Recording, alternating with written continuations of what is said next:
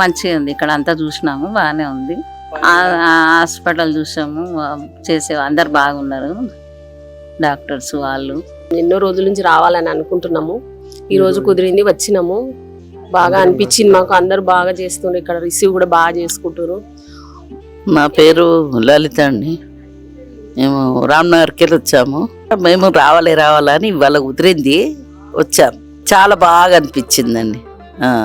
పైన చూసాము, అందరు చూసి సంతోషం అనిపించింది. మాకు చాలా బాగా అనిపించిందండి. చాలా మంచిగా ఉంది, అన్ని సదుపాయాలు బాగున్నాయి ఇక్కడ. డాక్టర్స్ వాళ్ళు వీళ్ళు మాకు ఎన్నో రోజులు రావాలనుకున్నాము. ఈరోజు పొద్దున్నే చెప్పారు, మా వదిన గారు చెప్పగానే వచ్చేసామండి మేము అనుకోకుండా ఇక్కడికి. చాలా బాగుందండి.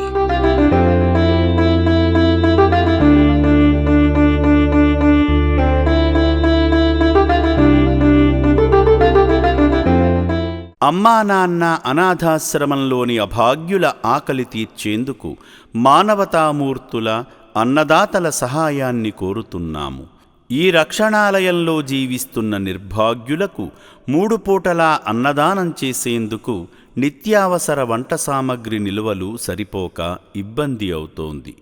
ఈ స్థితిలో ఆకలి తీర్చే మానవతామూర్తుల సాయం కోసం ఈ అభాగ్యులు ఆశగా చూస్తున్నారు. దయగల దాతలారా, వీళ్ళు మీ బిడ్డలే అనుకుని నిత్యావసర వంట సరుకులను అందిస్తే వాళ్ల ఆకలి తీరడం ద్వారా ఆ పుణ్యమంతా మీకే దక్కుతుంది. సేవాభావంతో మీరిచ్చే కేజీ బియ్యంతో 4 అభాగ్యులు కడుపు నిండా తింటారు.